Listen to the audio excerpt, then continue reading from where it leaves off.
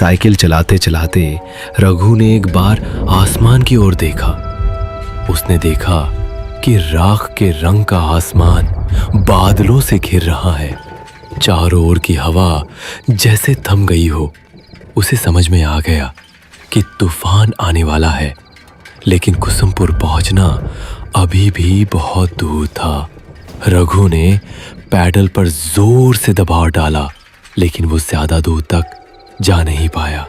अचानक जोर का तूफान आ गया, साथ ही लगातार तेज बिजली कड़कने लगी और थोड़ी ही देर में मूसलधार बारिश शुरू हो गई। सामने का रास्ता बारिश की परत में छिप गया। रघु ने कोई और उपाय ना देखकर एक घने पेड़ के नीचे शरण ली, लेकिन फिर भी वह बारिश की मार से बच नहीं सका। हे भगवान, इस तूफान को रोको, मेरी रक्षा करो। शायद भगवान ने उसकी प्रार्थना सुन ली। थोड़ी ही देर में तूफान और बारिश थम गई, लेकिन सड़क की जो हालत थी उसमें अब साइकिल चलाकर आगे बढ़ना संभव नहीं था। मजबूरी में रघु साइकिल को घसीटते हुए आगे बढ़ने लगा,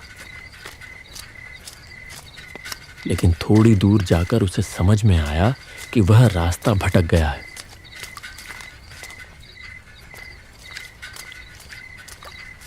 यह रास्ता कुसुमपुर का नहीं है। वह सोच में पड़ गया कि अब क्या करे। तभी उसके कानों में आवाज आई, क्या आप रास्ता भटक गए हैं? रघु चौंक कर देखने लगा। उसने देखा कि धुंधले अंधेरे में एक छाया मूर्ति खड़ी है। कौन हो तुम? मैं रतन हूँ बाबू। लगता है आप रास्ता भटक गए हैं। मेरा मतलब है मुझे कुसुमपुर जाना है, लेकिन नहीं जा पाएंगे। कुसुमपुर जाने वाला रास्ता बंद है। रास्ते में पेड़ गिर गया है। रघु मुसीबत में पड़ गया। वह पागलों की तरह सामने अंधेरे में डूबी सड़क की ओर देखने लगा। यहीं पास में मेरी चाय की दुकान है। चलिए, फिर से बारिश शुरू हो जाएगी। रघु ने आसमान की ओर देखा, फिर हल्के से सिर हिलाकर हामी भर दी। आइए, मेरे साथ आइए। रघु ने अपने दुविधा भरे मन के साथ उसका पीछा किया, और जैसे जैसे वह आगे बढ़ता गया उसे कुछ महसूस होने लगा। जिस वक्त से वह आदमी उसके पास आया है, तभी से रघु को भीगी हवा में किसी जले हुए चीज की गंध आ रही थी। क्या हुआ? जल्दी कीजिए। हाँ, आता हूँ। साइकिल लेकर वह तेजी से आगे बढ़ा। थोड़ी दूर जाते ही उसने एक गांव का पेड़ देखा। पास ही एक झोपड़ी नुमा घर था।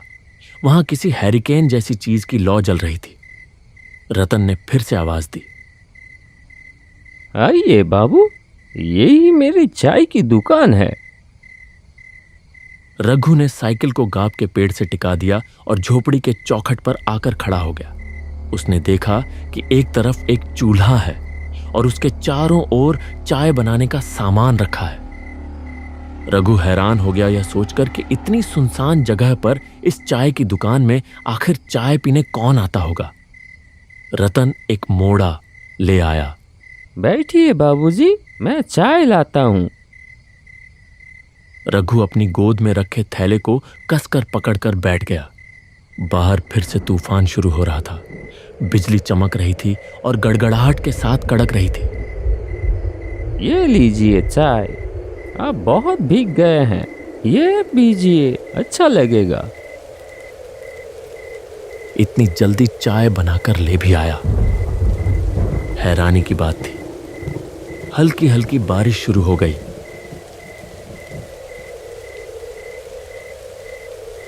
रघु चाय की चुस्की लेते लेते पूछ ही बैठा, यहाँ चाय पीने कौन आता है? मतलब इतनी सुनसान जगह में। पहले कुछ दूरी पर एक बस स्टैंड था, तब लोग आया करते थे। और अब आप जैसे कोई कोई आता है। उस आदमी की बातों में क्या था कौन जाने, लेकिन रघु का सीना एकदम से सिहर उठा। उसने कुछ असहजता के साथ चाय की एक चुस्की ली। आप चाय पीजिए। आज रात आप नहीं जा पाएंगे बाबूजी। रात को यहीं रुकना पड़ेगा। रघु ने देखा कि बारिश की बूंदें अब और भी तेज हो गई हैं। तूफान की रफ्तार भी काफी बढ़ गई है। बिजली लगातार गिर रही है। लेकिन एक चीज देखकर उसे बहुत हैरानी हुई। इतनी तेज आंधी के बावजूद हैरिकेन की लौ जरा भी नहीं हिल रही थी। न जाने क्यों रघु को लगने लगा कि उसके चारों ओर जो कुछ भी है वह सच नहीं है, जैसे कोई जाल है जो चुपचाप उसे अपने भीतर लपेट रहा हो। बैग में रखे हुए इतने सारे पैसे, उसका सीना एक बार फिर धक धक करने लगा। जब बारिश थमी तब तक रात काफी बीत चुकी थी। खाना पीना कुछ देर पहले ही निपट चुका था। रतन दहलीज पर रघु के लिए बिस्तर लगाते हुए बोला, कहाँ गई झूमर? बाबू को पान नहीं दिया? आइए बाबू, यहाँ लेट जाइए। डरने की कोई बात नहीं है, मैं और झूमर तो हैं ही। रघु ने हल्के से सिर तो हिलाया, लेकिन उसके सीने में एक बार फिर से टीस सी उठी, जैसे उसकी छाती के भीतर कोई धीरे धीरे उसे कुछ समझाने की कोशिश कर रहा हो। जैसे ही नूपुर की झंझनाहट कानों में पड़ी, वह हल्के से चौंक कर देखने लगा। झूमर धीमे कदमों से आगे बढ़ रही थी। उसकी आंखों में जैसे कोई खास इशारा था जो उसने रतन की ओर किया। रतन ने भी जरा सा गर्दन हिलाकर कुछ जताया। यह बात रघु की नजरों से छुपी नहीं रही। लीजिए बाबू, पान। पान? मेरा मतलब है खाइए खाइए। झूमर के हाथ के पान खा के आप जिंदगी भर नहीं भूल पाएंगे। रघु कांपते हाथों से पान उठाने ही वाला था कि एक तीखी सड़ी सी गंध उसकी नाक में आ लगी। कुछ वैसी ही गंध जैसी कच्चे खून की होती है। अचानक आई एक तेज हवा के झोंके से झूमर के सिर की ओढ़नी सरक गई, और जो दृश्य रघु ने देखा उसे देखकर उसका खून जैसे जम ही गया। झूमर के गले पर खून की एक लकीर थी। वहां से एक पतली धार बह रही थी। झूमर ने तेजी से अपनी ओढ़नी ठीक की और पलक झपकते ही गायब हो गई। रघु ने जैसे मशीन की तरह पान को मुंह में डाल लिया।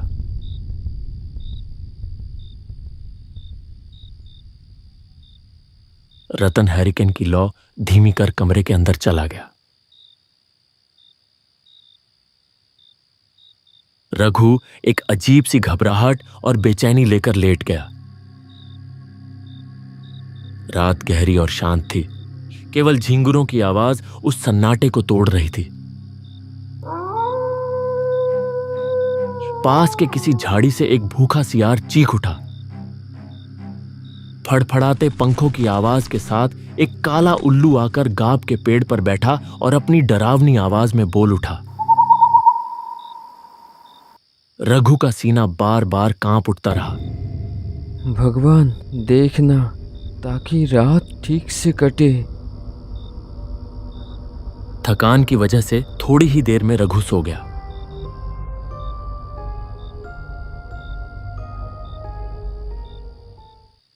अचानक एक डरावनी चीख चारों ओर गूंज उठी।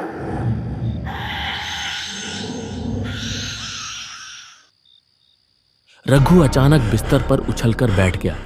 उसने पागलों की तरह इधर उधर देखा। तभी उसके कानों में एक कराहती चरमराती सी आवाज पड़ी।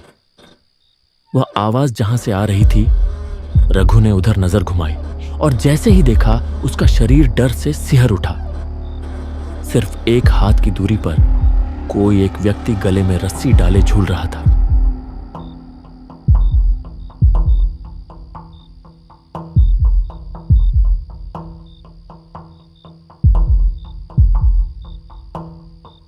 क्या हुआ बाबूजी? कोई बुरा सपना देख लिया क्या?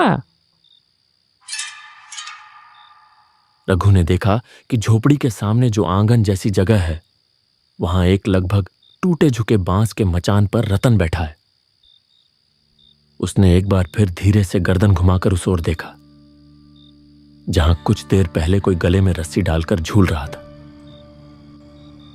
लेकिन यह क्या, वहां अब कुछ भी नहीं था। क्या ढूंढ रहे हैं बाबूजी? कुछ नहीं है, वो सब बुरा सपना है। तुम इतनी रात को बाहर क्यों हो? बहुत गर्मी है, इसलिए बाहर की हवा लेने आया हूँ। आप भी आइए ना। रघु समझ गया कि उसका शरीर पसीने से तरबतर हो चुका है, इसलिए वह बिस्तर छोड़कर मचान की ओर बढ़ गया। भीतर दबा एक अजीब सा असहज भाव लिए वह रतन के पास जाकर बैठ गया। तभी कहीं पास से एक निशाचर पक्षी तीखी आवाज में चिल्ला उठा। उस एक चीख ने पल भर के लिए फैली खामोशी को चकनाचूर कर दिया। इतनी गर्मी है, अब नींद आएगी ही नहीं। ऊपर से सपने में आप क्या कुछ देख रहे हैं। इससे अच्छा मैं आपको एक कहानी सुनाता हूँ। 3 साल पहले की बात है। ऐसा ही एक चाय और नाश्ते का दुकान था उसका। सब कुछ ठीक ही चल रहा था, लेकिन इंसान अकेले कब तक रह सकता है। इसलिए उसने शादी कर ली किसी दूसरी गांव की एक लड़की से। उस लड़की को एक नज़र देखते ही नज़र ठहर जाती थी। बहुत लोग कानों कानों में फुसफुसाते रहे, ये तो जैसे गोबर में कमल का फूल होगा तो उसके चाहने वाले भी होंगे। खैर, दुकान में भीड़ बढ़ने लगी और उसकी बीवी ने भी हाथ बटाना शुरू कर दिया। उसकी चाय की दुकान में शंकर रोज चाय पीने आने लगा। एक कप चाय पीता था, लेकिन 1.5-2 घंटे तक बैठा रहता। उसकी बीवी की तरफ उसका नजर है, ये समझ में आ रही थी उस आदमी को। लेकिन नई दुल्हन के बारे में ऐसा कुछ सोचने को उसका मन नहीं मान रहा था। इतनी सुंदर पत्नी के बारे में कोई आदमी कैसे सोच सकता है ये सब? वो आदमी भी नहीं सोच सका। ऐसे ही दिन कट रहे थे। एक दिन दोपहर के बाद वो बाजार जाने के लिए निकला। मैं चलता हूँ, आखिरी बस में लौटूंगा। शाम को दुकान खोलने की जरूरत नहीं है। अच्छा ठीक है, अच्छे से जाना। बाजार में खरीदारी करते करते वो समझ गया कि तूफान आने वाली है, इसलिए जल्दी सामान लेकर वो पहली वाली बस पकड़ ली।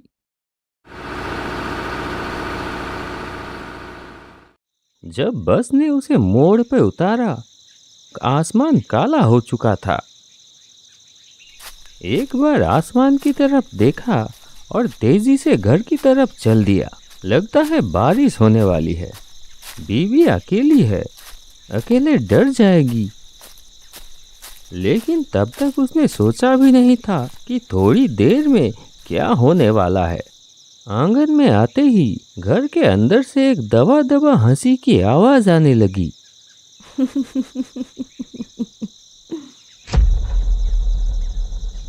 एक पल के लिए वो ठिठक गया। दरवाजे की तरफ ना जाकर वो खिड़की की तरफ बढ़ा। खिड़की से अंदर झांका। घर की मध्यम रोशनी में जो उसने देखा, उससे उसके शरीर में जैसे बिजली दौड़ गई। बिस्तर पर शंकर लेटा हुआ था और उसकी बीवी उसके सीने पर आधी लेटी हुई धीरे धीरे हंस रही है।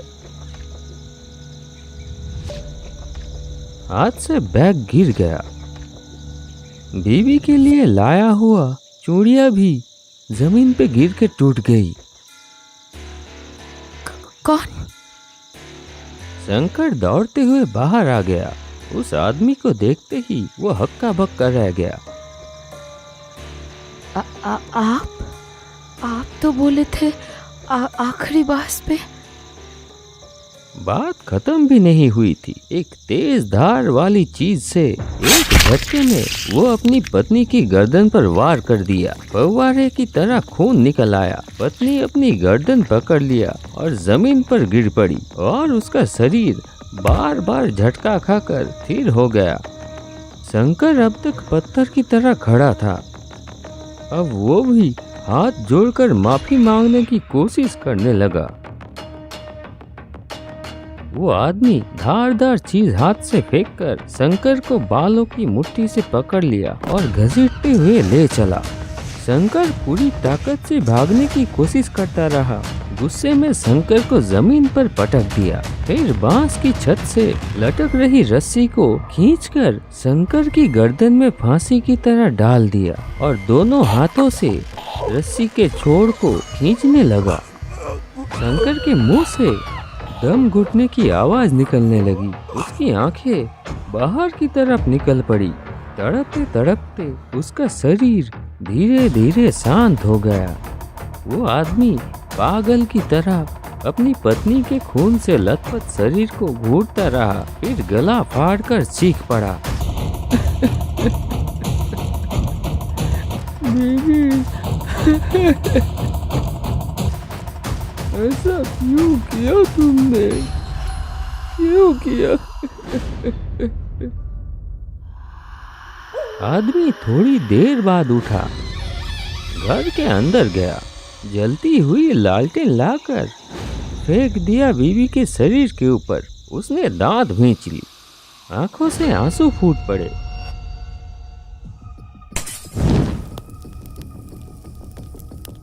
कड़कती आवाज के साथ बिजली गिरी। तेज आंधी ने आग को पूरे झोपड़े में फैला दिया। धधकती आग में वो आदमी भी जलने लगा, एक भयानक मृत्यु चीख के साथ। रघु जैसे किसी गहरे सम्मोहन में डूब गया था। जाइए बाबू, तैयार हो जाइए, थोड़ी देर में सुबह हो जाएगी और हमें भी तो जाना होगा। रघु ने अब और बात नहीं बढ़ाई। रात जैसे तैसे कट ही गई थी। वह जल्दी जल्दी तैयार हो गया।